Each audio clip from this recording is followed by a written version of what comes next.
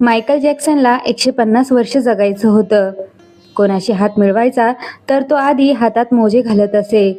जेव्हा त्याला लोकांमध्ये जावं लागत असे तेव्हा तो तोंडावर आधी मुखवटा म्हणजेच मास्क घालत असे. त्याची काळजी घेण्यासाठी त्याने त्याच्या घरी 12 डॉक्टर नियुक्त केले होते.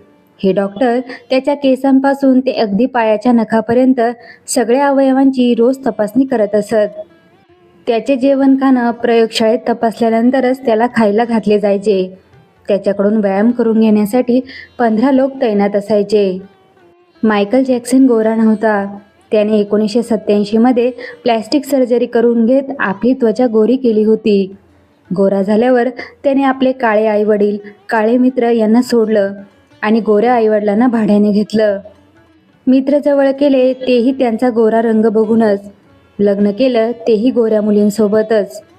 150 वर्ष जगण्याचं उद्दिष्ट ठेवलेला मायकल नेहमी प्राणवायूच्या बिछाण्यावर झोपत असे. त्याने स्वतःसाठी शरीराचे अवयव दान करणारे दाता तयार ठेवले होते. त्यांचा खर्च तो स्वतः करत असे.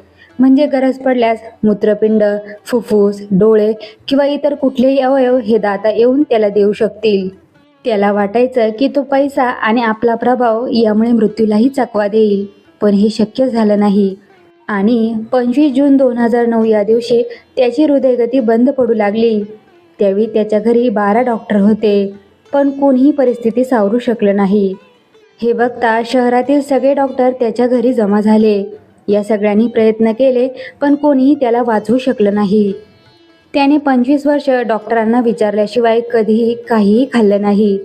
त्याचा शेवटचा काळ जसा जसा जवळ येत गेला तशी तशी त्याची शारीरिक स्थिती बिघडू लागली.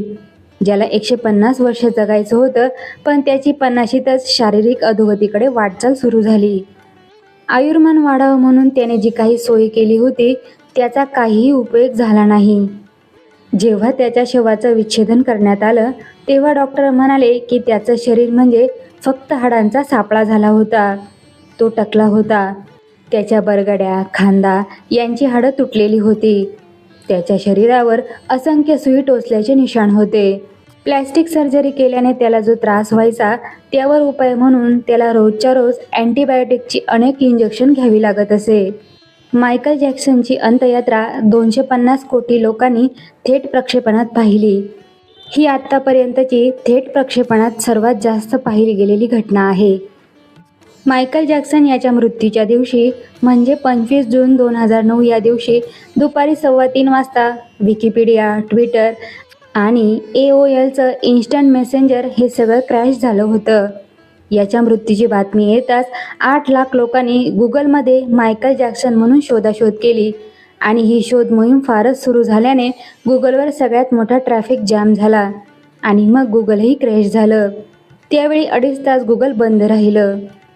मृत्यूला चकवा देण्याचा ज्यांचा विचार असतो त्यांना मृत्यूच चकवतो हेच खरं. 4 दिवसांचा थाट, ऐश, पैसा, श्रीमंती आणि यामुळे येणारा माज, कशाला तो? स्मशानात जाणार तेव्हा हाताची साधी मूठही रिकामीच असणार आहे. हे कधी समजणार लोकांना? कदाचित कधीच नाही. म्हणूनच सिकंदरने सांगितले होते, मी मरताना माझे दोन्ही हात मोकळे ठेवा. जगाला दिसावे की मी रिकाम्या हाताने जात आहे. हे जीवनाचे सत्य आहे. आनंदात राहा, दुसऱ्याला पण आनंद वाटा आणि आनंदाने जगू द्या.